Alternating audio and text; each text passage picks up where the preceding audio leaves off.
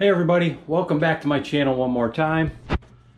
Today we're going to go ahead and add this cleanup crew, or at least a small cleanup crew, to this Red Sea Reefer 250 tank here. And obviously my floating a cup method isn't going to work in this tank as it sank, but they should be acclimated enough now to let them go.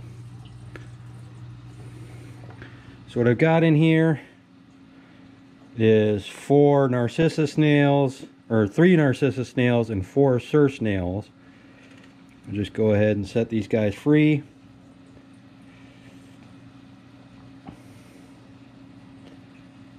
Remove my cup.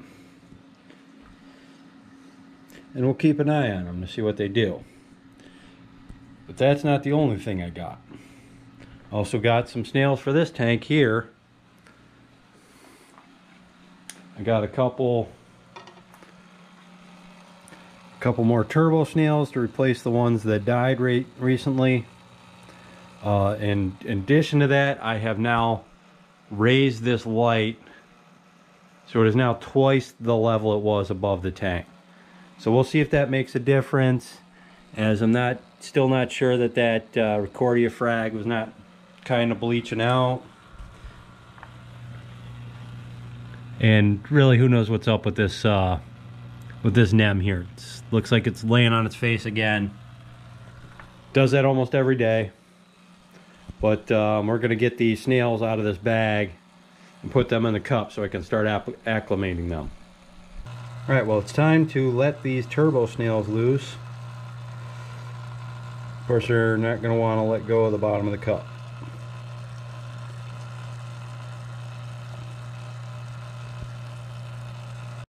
So this was the only option that would allow me to gently release these guys, is to just kind of set the cup down. And thankfully one of the snails has immediately picked up on what's happened and is working his way out. And it looks like the other one's about to go for it too. And just for those of you who didn't know, part of the reason that I've been removing these bristleworms is if you see the state of this power head here, all that gunk on there. Look at the state of like this bigger rock on the side here. See all this gunk on the side of this rock. Well, where all this stuff comes from is from the bristleworms. They leave a slime trail wherever they go. And they drag this waste along with them. So that's why I'm removing the bristleworms, because I mean they make this tank look awful. All this gunk on the rock, constantly on the rocks that you can't get rid of. It's not fish waste, it's bristleworm waste. So that's why we're removing these guys. The trap's been kicked around a little bit. Looks like I caught a couple in here. About time to pull the trap out and rebait it again. But that trap has been working good for me. It's the only drawback, is you got to be pretty consistently aggressive about it. And looks like my nearite snail's on its side here, so we're going to go ahead and flip him over. One of the things about keeping snails in these things is when you see them laying on their back like this, they may be dying, they may not be dying, but what may be happening is that they may be unable to flip over. Particularly this type of snail is a sterna snail, a strena snail, I'm not sure how to pronounce that. But these guys, if you ever see them laying on their back, flip them over, because they cannot do it on their own. I'm not sure what other types of snails have the same problem, but anytime I see a snail laying on its back like it can't flip over, I go ahead and flip it over manually. So hopefully he's still okay. And we're still waiting for these 2 snails to come the rest of the way out of this cup. Go ahead and move the cup a little bit Yep, the big one's still attached. So if I can get him to let go, we can get that cup out of there. And it looks like he's going for it now. Yep, he's going for it. As the clown goby pokes his little head out of his hole.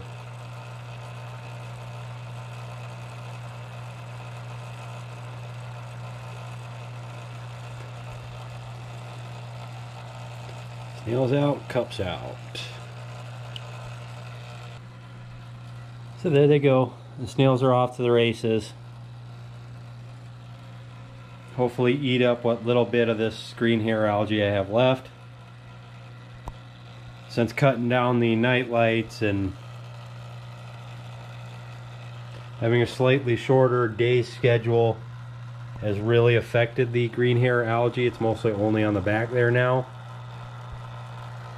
And Mr. Nearite snail here is normally back there munching that stuff, so the skimmer here, now when I originally got it, it did in fact collect lots of gunk in here. Now since I've had it rerunning again and replaced the wooden air stone they had in there with the stone air stone, it really hasn't collected anything yet. It basically just bubbles away, and the only water that gets in there is if maybe I stick my hand in there and accidentally change the water level and push it over. But it's really not collecting any gunk. I don't know if it's just the tank is running clean or what, but it doesn't actually really collect a whole lot.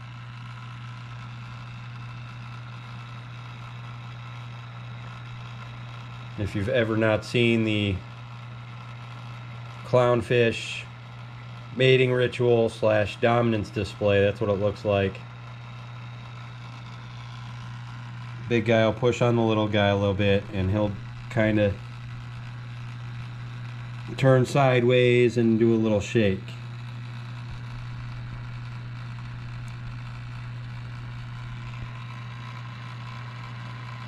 See there, he's doing his little shake again.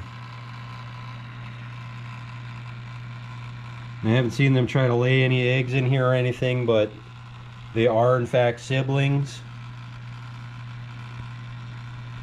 The only difference between the two is this guy, is the little boy here, was I think $5 more expensive because he was a quote-unquote mocha clown, which is to say that he kind of looked more like the orange guy does now. And the orange one was basically your plain orange clown when I bought him. So I basically, when I bought him, I bought one regular, one mocha. Well, what they turned into as I grew up was one mocha and one black. But as far as I could tell, they are in fact related, brother and sister, and they were about the same size when I put them in the tank here. So the fact that one is now almost, 3-4 times the size is just the difference between a male and a female clownfish of the same age. And then the new snails here. The 2 of the 3 Narcissus snails immediately disappeared under the sand because they are in fact Narcissus snails, and that's what they do. Stir snails are starting to move, at least a couple of them have, and the other 2 are still laying there in the same spot. And this camera just doesn't pick it up very well with the blue lights running in here. But the diatom bloom is really starting to get bad, and I'm going to have to clean the glass off soon. While I was at the fish store, they had just a crap ton of samples, mostly from Hakari. So I grabbed a couple of things to try out. This is, what do they call it? Reef Marine S formula. So I tried feeding this to the clownfish, and of course they ate it because my clownfish will eat anything. So testing food out on my fish is kind of a waste of time because they'll eat anything. But they really seem to like this stuff, just like they really seem to like everything else I give them. So I also picked up this thing. This is Coralific Delight. And yeah, it's like a spot feeding coral food. So I'm going to try and feed some of this stuff. And you got to mix tank water and this stuff 2 to 1. So let me go get some tank water. So I only got a little tank water because I'm obviously only feeding the one Recordia frag and trying to feed the anemone, who's of course laying on face down on the sand. So I'm not sure how well that's going to go. But let's go ahead and pour this stuff in here and mix it up.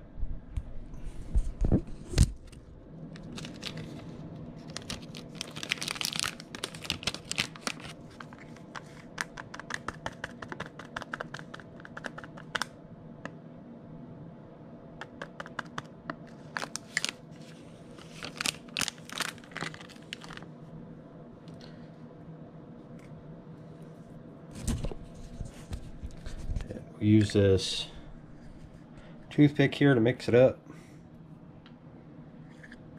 Make sure we get all of it in there.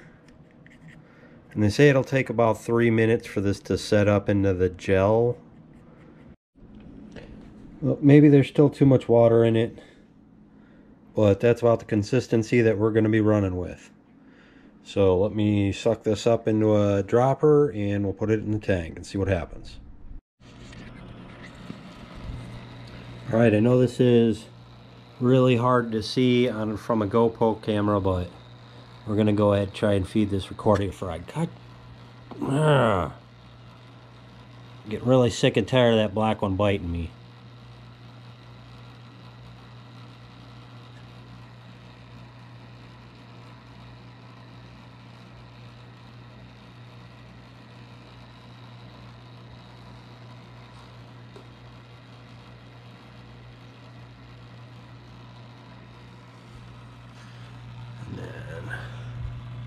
Try and get some in back here.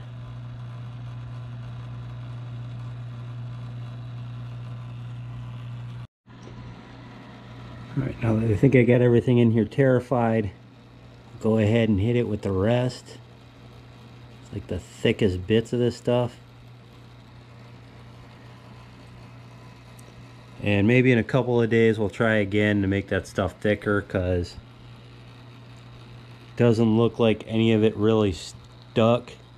But we'll keep an eye on the Recordia frag, see if it closes up like it's eaten.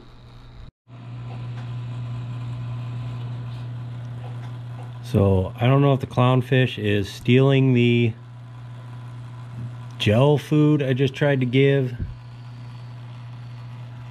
but all this here, which appears to be the gel food, she just dug out of, you know, by rubbing into it. Or if she's just helping it do its thing. Yeah, see, she's getting like mouthfuls of it out. I mean, maybe she's feeding it. I hear they feed these things, but I have no idea. I've never observed this behavior in person, so I have no idea what's going on. If you know, please let me know in the comment section down below. Yeah, I think that's pretty interesting that she's doing that.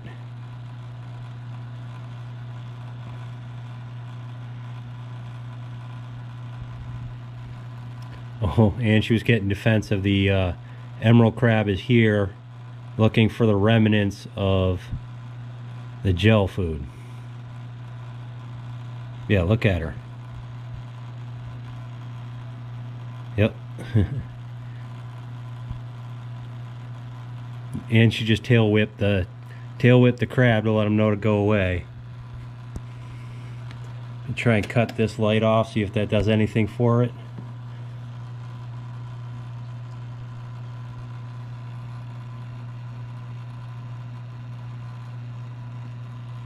Yeah, look at her and intimidate that crab.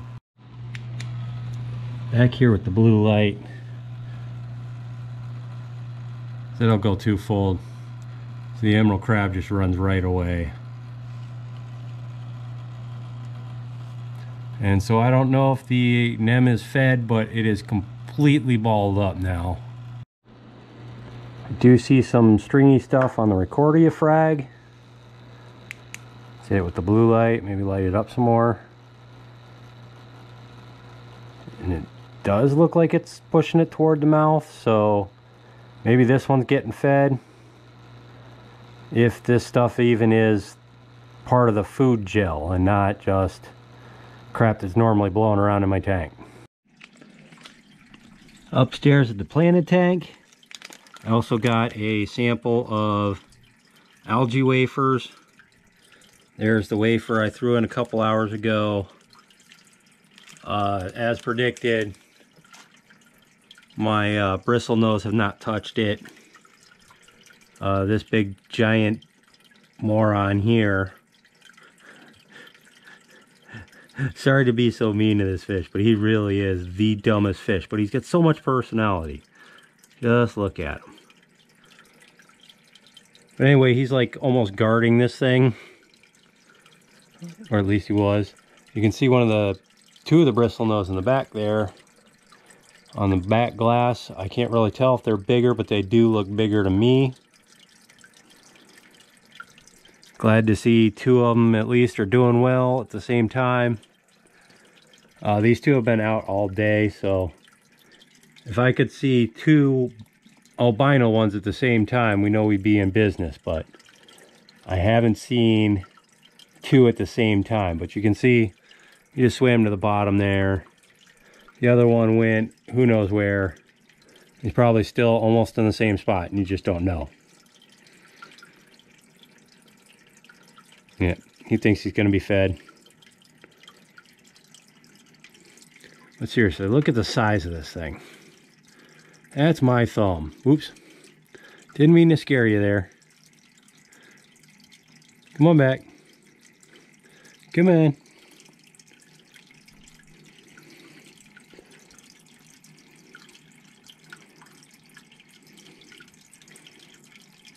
Yeah, like I said, so much personality. Let's try and do this again and not scare them. That is the size of my thumb. That is the size of the fish. It is bigger than my thumb. All right, looks like it was another short video this time. But tomorrow I'm going to go pick up some more fish for the 250. So it may be a little early for doing that, but I figure once I get these two fish, I'll pretty much be settled and not be impatient about it for months to come. So so come back for that tomorrow, and I'll see you next time.